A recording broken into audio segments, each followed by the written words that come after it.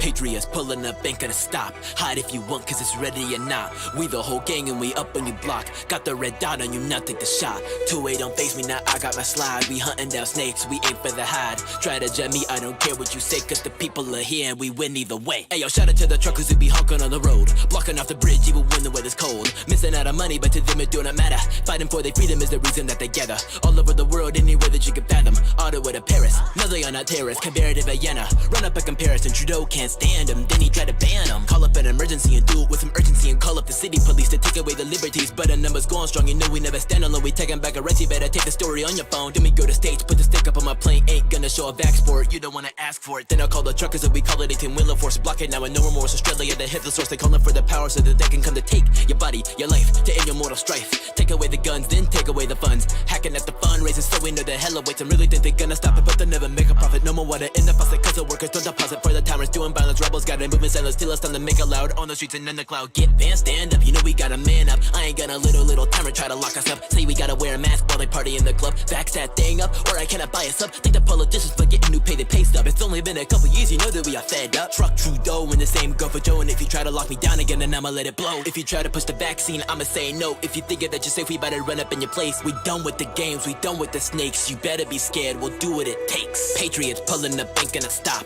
Hide if you want, cause it's ready or not. We the whole gang and we up on your block. Got the red dot on you, now take the shot. I won't take the vax, no. Fauci is a backhole. Why you even rap, bro? If you ain't spitting facts, though. Fire like Tabasco. I'll check the swag, bro. Then trust anyone on news and a lab coat bars. Why they always grifting for the black votes? TikTok, pop star, swear it's all an act, bro. Now they want the truckers in the prison cause they mad, so I'ma make a song that made their next turn. Lassos.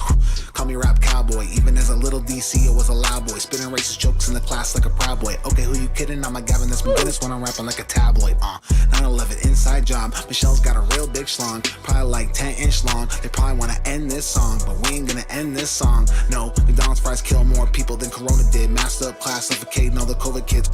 Let me take a breath. They're praying on a death. I blame it on the left. Daking who you rep. Jesus Christ is the set. I can see that they upset. Gays go to hell. Why? Cause they have anal sex, that's why. Faggot. Patriots pulling up, ain't gonna stop. Hide if you want, cause it's ready or not. We the whole gang and we up on your block. Got the red dot on you, now take the shot.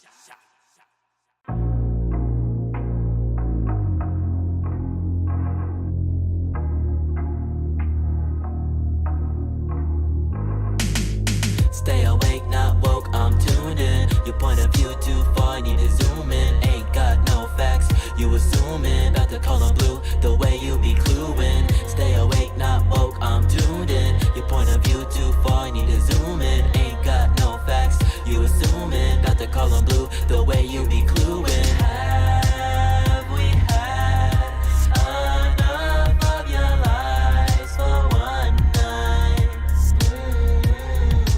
Have we felt enough of our pain to know it's real? How do you feel? Sick and tired of the lies, all I'm feeling is the pain. It's the devil in disguise while I'm standing in the rain. Water pouring from the sky, but you tell me the opposite. Like I don't have a consciousness, like I'm stuck in the matrix and my brain's up for the taking. But we don't do that, I know my facts. They say that he was elected, but where the stats at? They say that jab the only way to get your life back. But if you have a heart attack, then they will go to hide that. Look at the FDA, acting like KKK, trying to run all our lives like we they brand new slaves. Lose the job, bent from playing segregation, all the same. They call themselves progressives, but they taking us all back again. Bring the world to darkness and sacrifice the children then. When it's said and done, then you will never live with hope again. I say that we break the chains, we can't leave the world the same. Make love real again. As we fly above the truth, I ask of God, am I with you? I walk the path, go to the line, but still I feel that.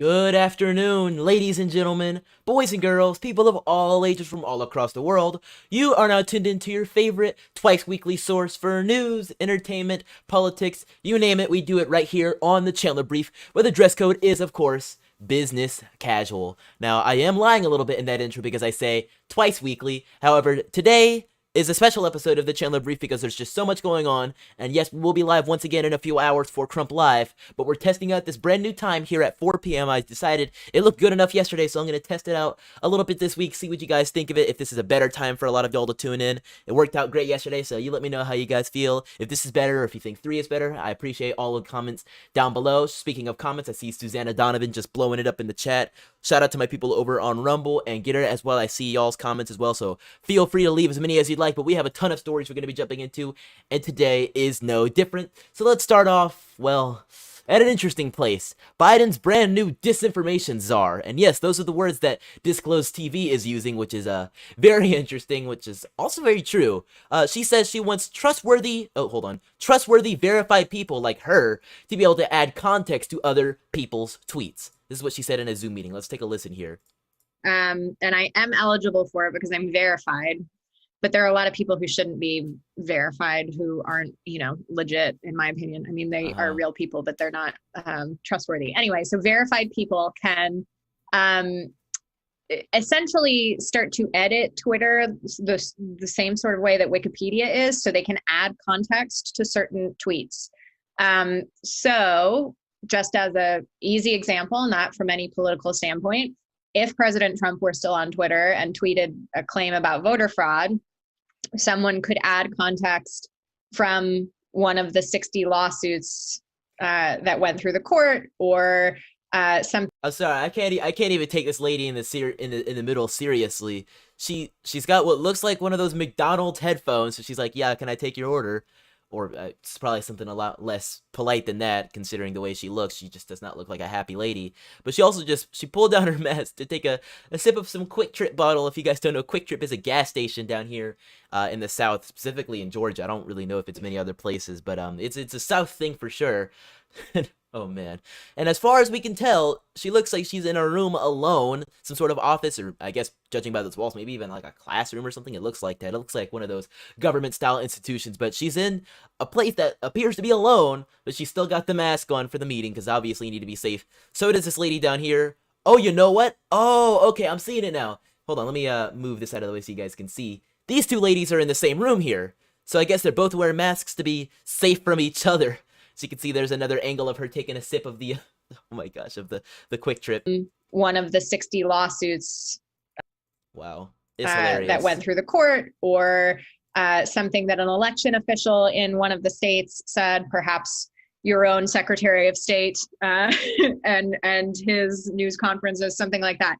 Adding context so that people have a fuller picture rather than just an individual claim on a tweet. Adding context to whatever anybody says. So, for instance, Trump.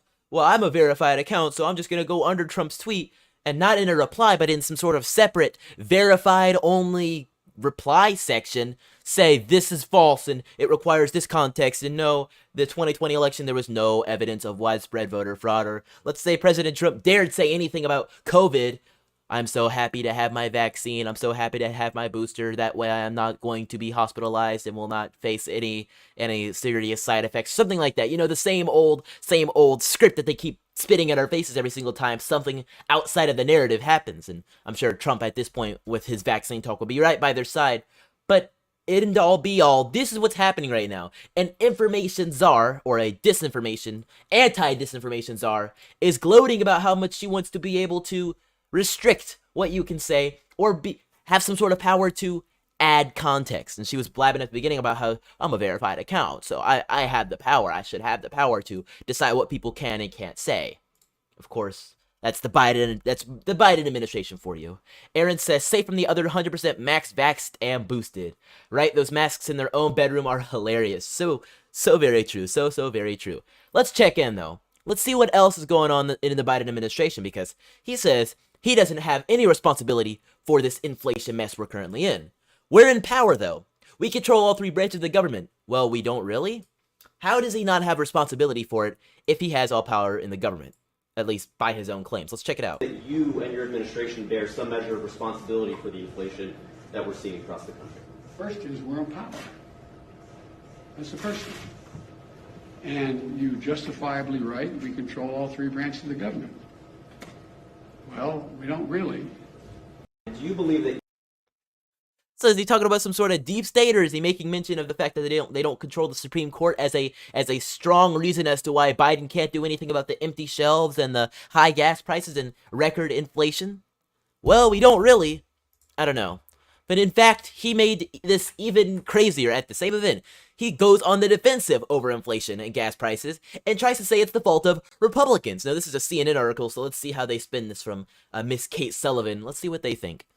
President Biden on Tuesday blamed the COVID pandemic and Russia's war on Ukraine for troubling economic news as he and his administration went on the defensive over mounting inflation and rising gas prices. The president's speech at the White House was advertised by his advisors as being focused on his plans to fight inflation. While Biden did speak about inflation, he spent a significant amount of time attacking Republicans for a plan put out by the head of the Senate's GOP campaign arm, rather than laying out any new proposals to combat the worst inflation the country has seen in 40 years.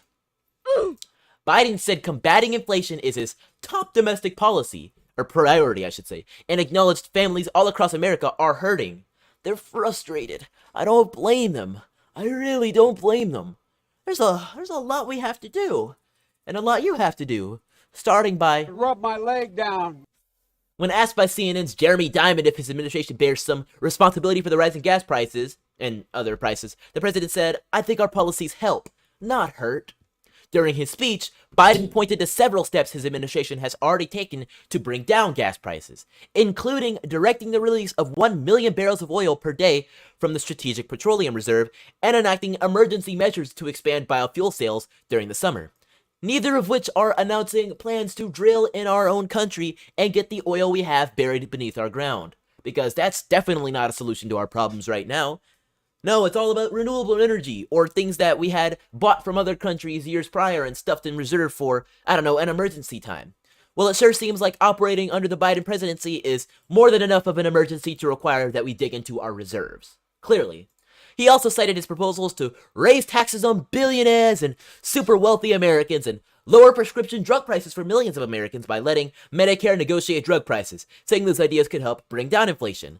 As much as he wants to talk about standing against rising drug prices and negotiate them down, he had nothing to say about slashing the restrictions that were put on the on the insulin prices, thus allowing them to skyrocket. Now people with diabetes who rely on that insulin to live are struggling even more. They're part of that group of American people who are hurting, as Biden says it. Many of these proposals face a dead-end Congress, and Biden expressed frustration that Democrats don't have the 60 votes needed in the Senate to pass the kind of legislation he's proposed. The Senate is currently split 50-50 between Republicans and Democrats. We control all three branches of government. Well, we don't really, because he'd rather spend time going after the ultra MAGA crowd. Yes, really. This is what he's spending his time going after, and we're gonna talk about this. Susanna says Trump is outsmarting the Ministry of Truth with his Truth Social. I can't bear Democrats lying Jack Buttery. Aaron says, don't you know, Chandler, you fight inflation by printing $40 billion and sending them to foreign countries. That's a good one. Susanna says, just like war is peace, freedom is slavery. Let me check and see if we've got any people talking over on Rumble. Check y'all out real quick. All right. Biden goes on another unhinged rant against the MAGA crowd. Not just any MAGA crowd, however. It is the ultra MAGA crowd that he's going after. Check this out. You won't believe this. Look, the bottom line is this. Americans have a choice right now between two paths, reflecting two very different sets of values. My plan attacks inflation and grows the economy by lowering costs for working families, giving workers well-deserved raises, reducing the deficit by historic levels, and making big corporations and the very wealthiest Americans pay their fair share.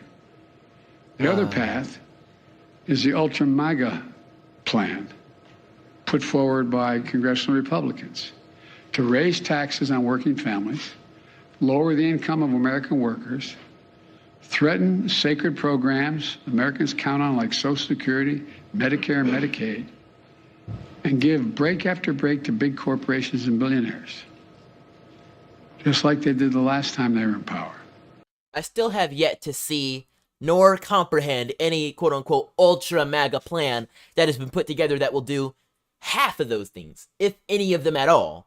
And he talks about tax breaks on major companies when that is how you give a tax break to the middle class, by giving a tax break to their employers. We saw in 2017, 18, and 19 the massive bonuses that companies like AT&T were giving to their employees. I believe that's one of the companies, and I think I know there were plenty others. I can't name them off the top of my head right now, but that is a thing that happened. As much as you want to talk about billionaires getting access to greed and all that, and that is something that happened in the pandemic when workers weren't allowed to go to work and billionaires found other ways to get their money, like other countries who didn't actually lock down their employees, like Mexico and other places where they had already outsourced a lot of their work, sadly, during the Obama years. They kept making their money. Meanwhile, middle-class Americans and lower-class Americans didn't get bonuses, and some of them lost their jobs overall. They had to be relying on the government, of which the government would turn around and do the same thing they've always done, which is raise taxes and forbid breaks against the middle class and forbid breaks against companies to give money to the middle class. But of course, he's talking about the ultra MAGA class. Apparently, this is all he ever has to talk about. He says the last time they got into power. Well, the last time they got into power, we didn't have record high gas prices, record high inflation. We had lowest unemployment for many different groups, and the lowest unemployment we had seen in America overall in a very long time, and a record-breaking economy with some of the highest GDP growth in American history.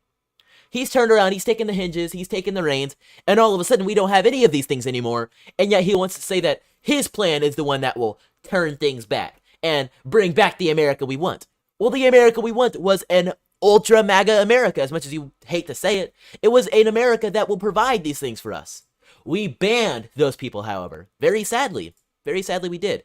So here's what else Biden had to say about these ultra MAGA people, because, oh man, he couldn't shut his mouth about it. He went on to talk about Rick Scott, who is one of the congressional Republicans that has been pushing this ultra MAGA plan that Biden speaks of. But unfortunately, he didn't quite know what state he was actually from. Senator Rick Scott, Wisconsin. Nope. A member of the Senate Republican leadership laid it all out. One more time. Senator Rick Scott, Wisconsin. That's just not right. I'm sorry, Joe. That's just not right. You haven't got your facts. A member of the Senate Republican leadership laid it all out in a plan. It's the ultra MAGA agenda. Ultra. Senator Rick Scott, Wisconsin. It's funny to see. It truly is funny to see what Biden is saying about this. Meanwhile, this is what our shelves are looking like. Oh my gosh.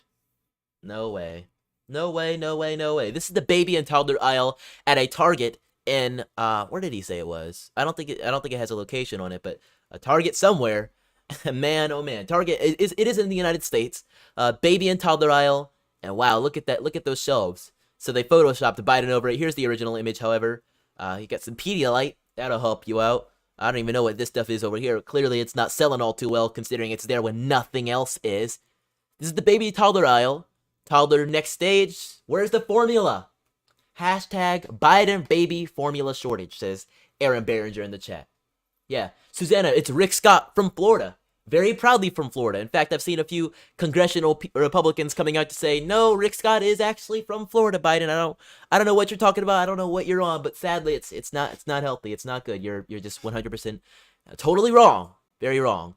But this gets even deeper because Rick Scott turned around after Biden said these things and urged Biden to resign. This is what Biden had to say about this.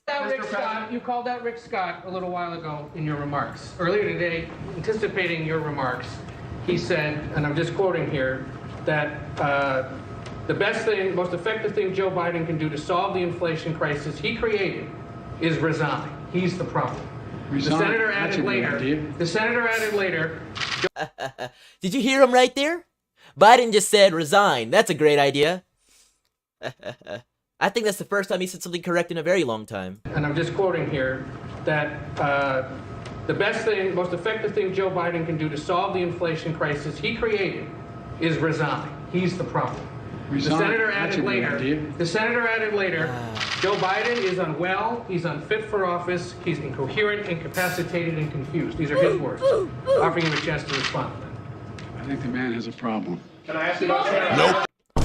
Nah, Biden, that's you. It's no use. It's no use trying to lie to the American people because we can see before our own eyes, you are the one that has a problem. You're saying he's got a problem, but you don't even know what state he's from.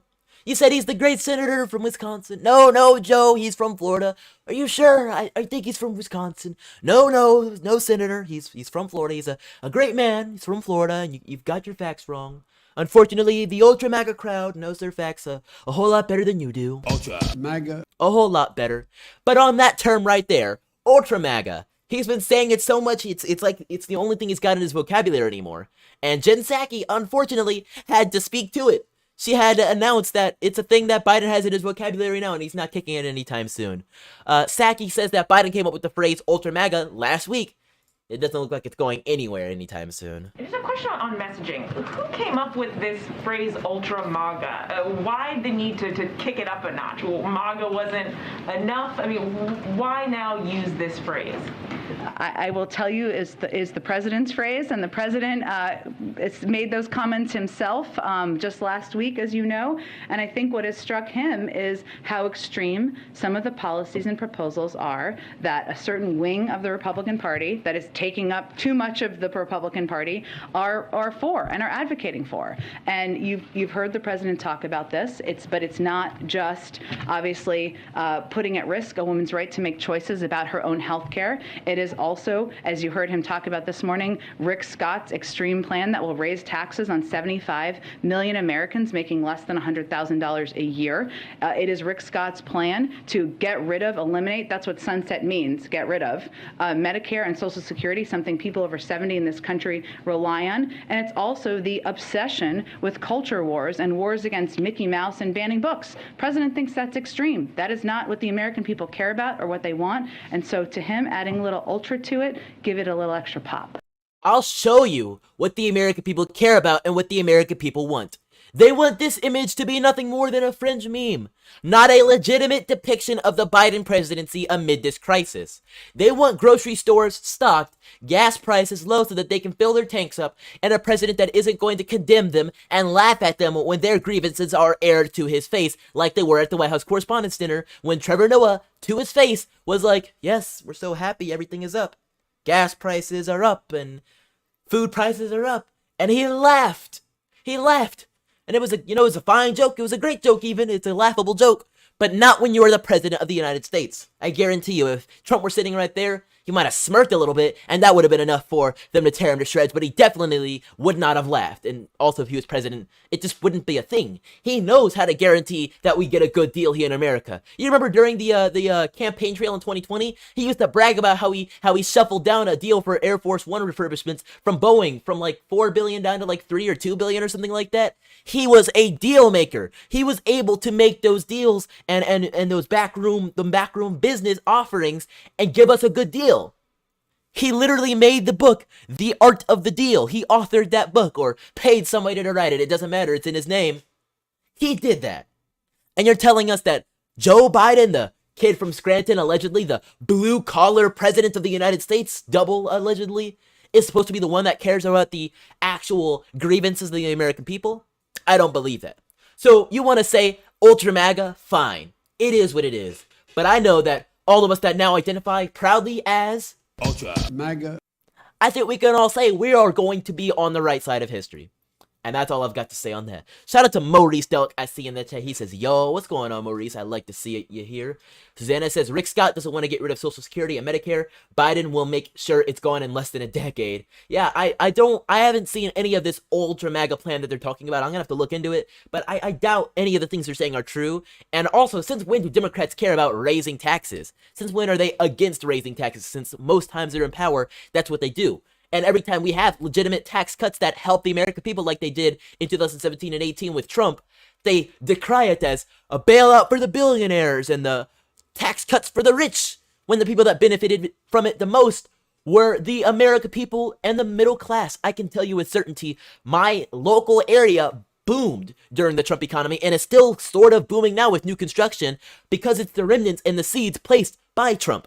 That wasn't Obama, and it definitely isn't Biden, because I can see things are slowing down once again around here. It's just, it was a cold, dark winter, but I still saw that construction. I still saw how things were growing and expanding, and new franchises, and people getting new jobs, people buying new cars. I saw it all with my own eyes. These are the small anecdotal things you'll see in your area with good leadership, and that's how you know things are going well.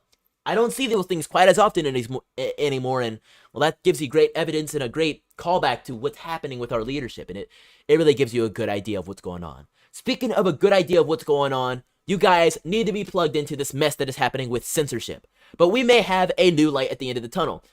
Elon Musk, who is currently in the process of purchasing Twitter, I should clarify he does not own Twitter yet, but he's in the process of doing it, has stated today that if he takes ownership, he will more than likely raise the ban on Trump, which means, or I should say lift the ban on Trump, which means that if Trump ever chose to, which that's a separate issue in and of itself, he could come back to Twitter. Check this out here.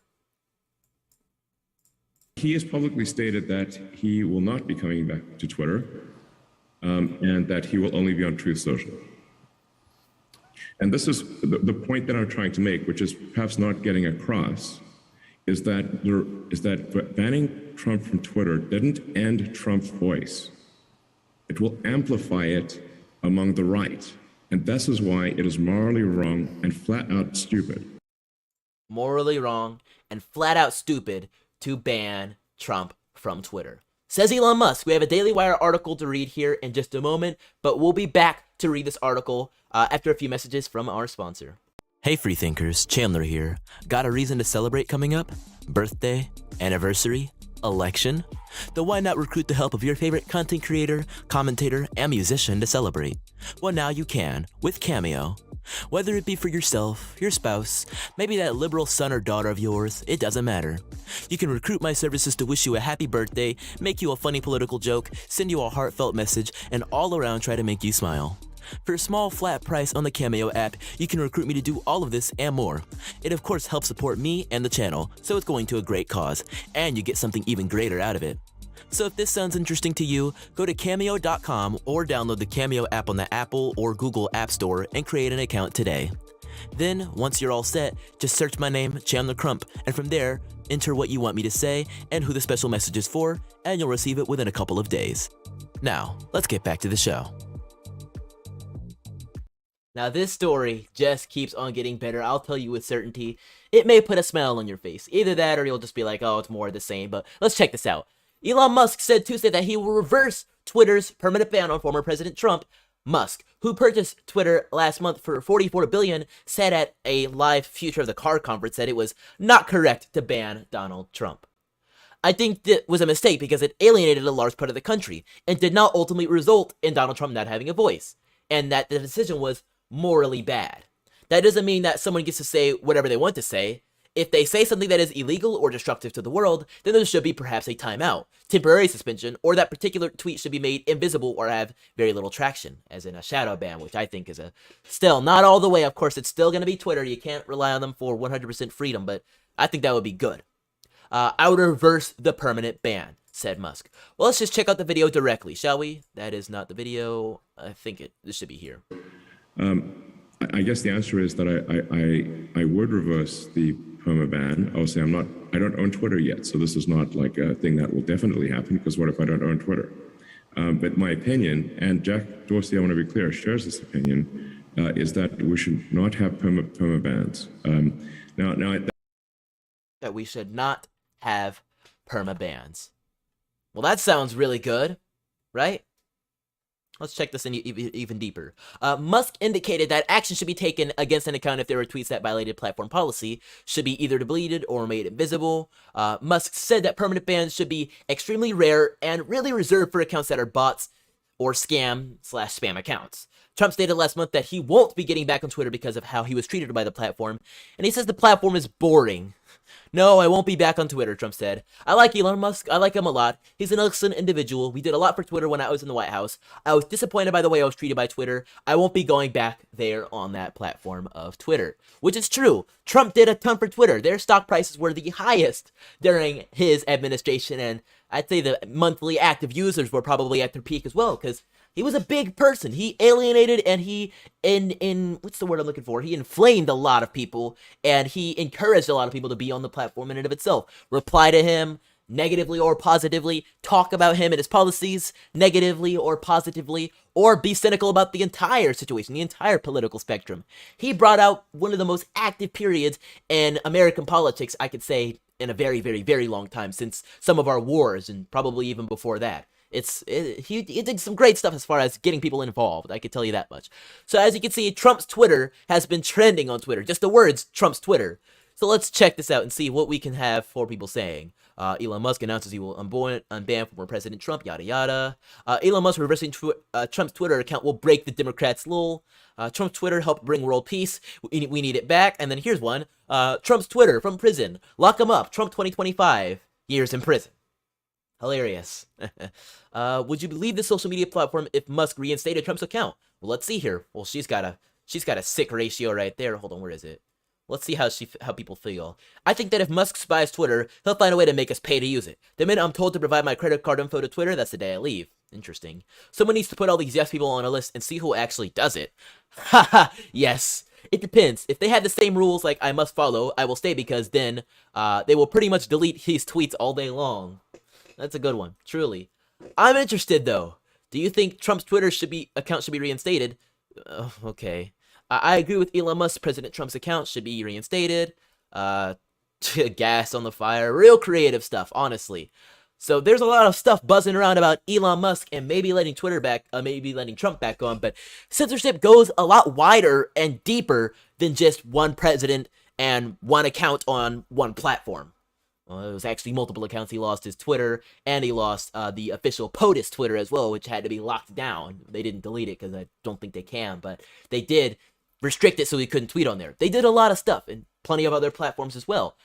That leads us to our next subject, though. Kathy Barnett is a lady running for Senate in Pennsylvania, and she is making strong waves after she rebutted Dr. Oz at the recent senatorial debates about abortion. Now, Dr. Oz has flip-flopped quite heavily. At one point, he was a raging pro-choicer talking about the rights and bodily autonomy of women and the fact that it's just a clump of cells. But now that he's running for a Senate seat as a conservative, suddenly he's all pro-life, and he has the endorsements of all these different pro-life figures and his local pastors and things of that nature. Kathy Barnett is somebody who has stood for pro-life values since the day she was born, and before that, because she has a very telling story to tell. We'll jump into that part of the story in a second, but what I want to jump into right now is how they are censoring Kathy and canceling her. She says, when they cancel me, they're canceling you. Wikipedia just pulled my page down with a week left to go into the election. No one said this would be easy. They don't like giving up power. They forget that the true power is with the people, though. Yes, they literally ripped down her page on Wikipedia. Yes, they said, this page was recently deleted. The deletion protection and move log for the page are provided below for reference. So it was right after the debate and right after she's suddenly gaining a ton of steam. They're like, oh yeah, you're not relevant enough to have a Wikipedia page. Despite the fact you're running for Senate in a very major state and running actually against a Trump-endorsed candidate and nearly tying that candidate in the polls, yoink, there goes your Wikipedia page. Now, if you look up Dr. Oz Wikipedia, he's still there. As you can see, Met Oz, and well, as you can see, here's his account. Born 1960, June 11th, interesting date.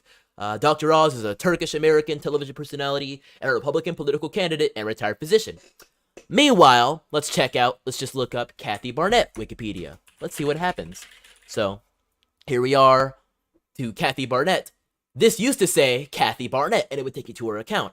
Now it just takes you to the general disambiguation page for the 2022 United States election. It doesn't even take us to the, it doesn't even take you to the candidates yet. So you have to go all the way down here. And as you can see, Kathy Barnett, who used to have her own page, as you can see, she was at the top of the declared list, a political commentator for Fox News, an author, a veteran, and a nominee for Pennsylvania 4 in 2020 as a House representative. She is not an owner of a Wikipedia page.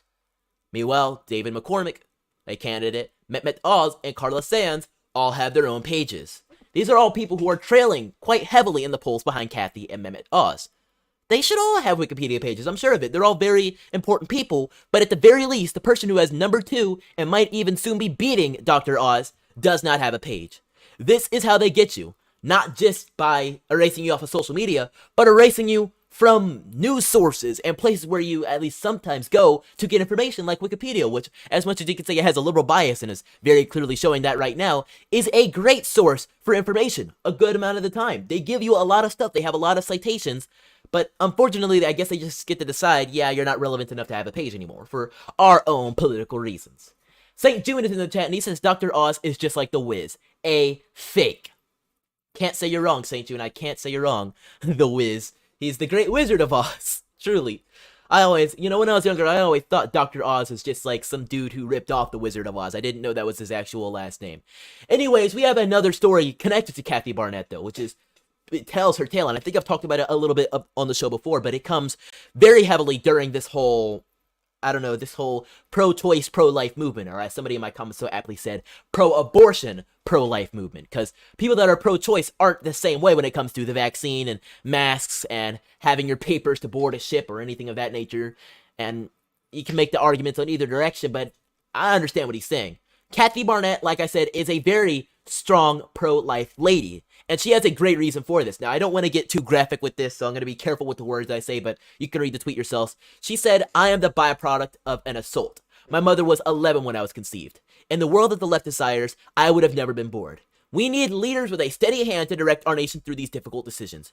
Help me by sharing my story." You can see what she said there, steady hand, as in a more steady hand than Dr. Oz, which is, probably not anatomically true, but on this issue, definitely true. So I'm going to let you guys watch this video real quick before we move on, because I think this is important enough to watch. I grew up in southern Alabama, very rural, one-stop sign town called Nichburg. Getting ready to go to college, I decided to go into the Army Reserves. But I had to go get my birth certificate, mainly because the name was different. The name I had always grown up with was Nelson, but then come to find out there was something completely different on my birth certificate. Clearly, I could have done the math and realized just how young my mother was when she gave birth to me, but it was never something that truly resonated with me until I looked at my birth certificate for the very first time and just kind of studied it. Her gender, they called her a Negro girl, and that was the first thing I saw, and it just kind of grabbed my heart. But then I saw her age, and she was 12. And that just really struck a chord in me because I realized just how young my mother was when something so horrible had visited upon her. Even to this day, it's a very hard word to say, but my mother was raped. Given her young age, at 11 years old, my father being 21. They was hurt. We was all devastated. But my mother said, you're pregnant, so we're going to get through this. And she helped me get through it. I don't want to play far too much of it because obviously we've got a schedule to keep here, but very beautiful story, very sad story as well, coming from Miss Barnett. You guys definitely should check it out and check out her campaign. If you guys live in Pennsylvania, I'd encourage you. I know St. June, you live nearby to there, so I guess you can't vote, but I definitely put up a sign or two. I'm counting on you. We're counting on you. We could definitely use someone like Barnett in the Senate, and I think she'd be a great choice, much better than Dr. Oz. Dr. Oz is involved in that. That is a cultist. Okay, interesting. And Susanna also says, "I'd never vote for Oz. Definitely Kathy Barnett running is a plus." Susanna, are you out of Pennsylvania? Because if so, I won't, listen in endorsement of Kathy, but I definitely say she seems like a much better choice than Dr. Oz, at least from what I know so far. But I'm a Georgian. I've got no hand in the game as far as when it comes to Pennsylvania. I've got our own senatorial elections to be paying attention to, and well, let me tell you, it's going to be a race down here. But let's jump over to a different side of it, kind of back on the censorship side of it. Something very interesting is happening with your email. Now, I'm sure, like many of you, you guys had to create a Gmail account to even be on this platform here of YouTube. Now, a lot of you also use Gmail as your primary email server. So when you receive an email, it goes through Gmail. If you're watching this channel, you may be subscribed to some Republican and conservative fundraising opportunities and things of that nature for events, or just, looking for donations to support their campaigns. It's all normal stuff. In fact, I think I've even sent out some emails to people on our mailing list to support our channel here. And I, of course, appreciate every dollar that goes towards supporting what we do here and all that. But unfortunately, it looks like Gmail might be involved in a little bit of interesting things. Now, of course, none of this stuff can be proven. It's not like Gmail and Google is handing over any of their documents that prove or disprove any of the accusations. But some very big people are coming out to say Gmail is flagging Republican emails purposefully as spam. Now, of course, he's been mocked for these comments, but I've seen it with my own eyes. In fact, I know events that have emailed me as invites to their events to come and bring me out to their event to speak or to at least be in attendance have ended up in spam, and I've very nearly missed out on opportunities because it's been thrown into spam and sometimes even erased before I get a chance to look at it. And that, of course, that's negligence for not checking my spam folder enough, but it's dangerous what can happen. Texas Congressman Ronnie Jackson is being mocked online after he suggested that Gmail is actively suppressing emails sent by Republicans from being delivered into people's inboxes. The Republican representative posted a tweet on Monday spreading unfounded claims about the email server operated by Google. The post appeared to suggest that emails sent by Republicans are purposely being sent to spam folders, something the former physician to Donald Trump claimed was proof of election interference. Gmail is actively suppressing emails from Republicans from hitting your inbox. Straight to spam. This is election interference. Big tech is out of control, Jackson tweeted. Jackson's tweet echoes common conservative complaints that mainstream social media sites are censoring right-wing voices on their platforms. However, as a number of Twitter users pointed out, Gmail may be sending the emails to people's spam because they look like unwanted messages rather than a conspiracy theory about election interference.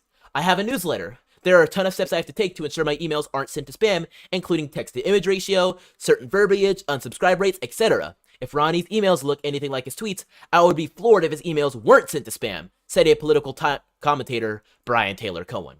Whatever. I don't really care what Brian Tyler Cohen thinks, obviously. He's a hack. But this is clearly a lot of people coming out to say, oh no, it can't be true. There's no way Google would flex their power in such a way like this against a group that they clearly have something against. Right? If you said right there, I am laughing at you, by the way, of course. Truly, it's outside their ability, outside their scope, right? In case anyone actually believes his nonsense, Democratic campaign emails sometimes end up in the spam folder too. There are dedicated staffers who strategize and work to avoid this from happening. It is not election interference from big tech. Now, of course, there's no way to prove this, but I've received a lot of emails from Democrats as well, and not once has any one of them ended up in spam folder. Now, of course, these are all anecdotal admissions, and, who can trust me, right? But I'm sure many of you guys in the comments could also chime in and say, yeah, I've seen it happen myself. Susanna says, I heard Oz is from Pennsylvania. Aaron says it literally does send them to spam, no matter who it is from. So there you go. So Aaron is more of the idea that it's both sides happening. I've received a lot of emails and a lot more texts from Democrats as well. Texts aren't, there's no natural spam folder for text normally. But emails, I've never seen one email end up in spam from Democrats, and that's just a strange thing for me. I'm not on many Democrat mailing lists though, so my sample size might be a little bit smaller, but that's just what I'm saying there. Now for our final quick little bit of news for the day. It's not even really news. I have to show this to you guys.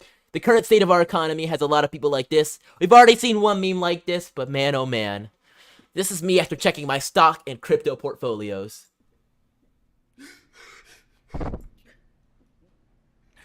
That's right, run.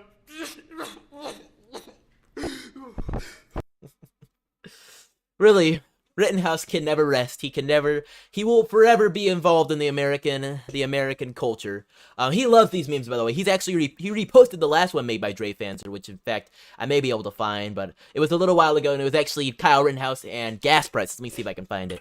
Rittenhouse gas prices. It was hilarious because it was Rittenhouse, and he had the gas. The gas. Here it is. Okay. That's right, run. It's actually hilarious. And then we'll take a break. But as you can see, it applies to many different places. Oh, Dre Fanzer truly is on another level. That's right, run. That's when I run. It's sad to see that boy in such peril, but yeah, Aaron's post shared it. Yeah, it's getting big out there, as you can see. It's almost as big as a MyPillow gets after you throw it in the dryer for 30 minutes and comes out all fluffy and warm. Oh, it's the perfect nap. If you guys don't know, make sure you throw one of these bad boys in the dryer every couple months. It really helps out with the fluff. But somebody's got to make a meme of Rittenhouse with the MyPillow. I think that might be the next one up. I'm sure it's coming soon. But as you can see, that's the face you make when this is what your stock portfolio is looking like. And this was the stocks just a couple days ago, or actually just yesterday, as stocks fell down 4%, Bitcoin down 11%, and as you can see, various other stocks, 4% was negative 4% was an average, but man, oh man, it was a bloodbath yesterday, and it's only going to get worse the more and more we keep pointing fingers at the MAGA crowd and not get anything done. Clearly, there's a lot of division, and I don't know how we're going to get past it. I mean, a lot of people are in not so great positions and people are concerned. Meanwhile, Rick Scott is trending for whatever reason. I got to check this out real briefly before we move on. Biden responds to Rick Scott, who said the president should begin fighting inflation by resigning. Biden says the man has a problem. Rick Scott says Biden is unwell. President. Senator from Florida. This government is $30 trillion in debt, and Congress is working every day to spend money like it's burning a hole in our pocket. Burning a hole in our pocket, yeah. $40 billion to Ukraine. Truly, we're getting somewhere, aren't we? That's going to wrap up the show for today. Big thank you to everybody who has tuned in. I don't want you guys to go too far because we will be back here once again on this YouTube channel, on Rumble, and on Getter this evening at 8 for Chandler Live. That is 8 p.m. Eastern. Shout out to Missy Me, Samantha, Oklahoma, and Aaron, who are over on Getter, and my folks over on Rumble as well. I really appreciate you guys supporting us in the big tech revolution. You guys mean the world to me. We'll be back in just a few hours for Crump Live, and then we'll be back again tomorrow at 4 for the Chandler Brief. You are not going to want to miss out on it, so don't go too far. Stay close. We'll be right back. Aaron says, what's Tokyo Rose saying now? Nice to see you guys. Big thank you to everybody. Shout out to everybody who supported the show as well. Our current Hall of Heroes, of which we had a Hall of Heroes insurrection. So big thank you to Mark Cook, who has taken the leadership role for this month at 100, and Kenny K, who gave 35 just yesterday. I really appreciate them both. More stuff coming real soon. You guys aren't going to want to miss out on it. Thank you guys so much for being tuned in. And aside from all that, I'll catch you next time, free thinkers. Don't forget to spread the virus of intelligence. Peace.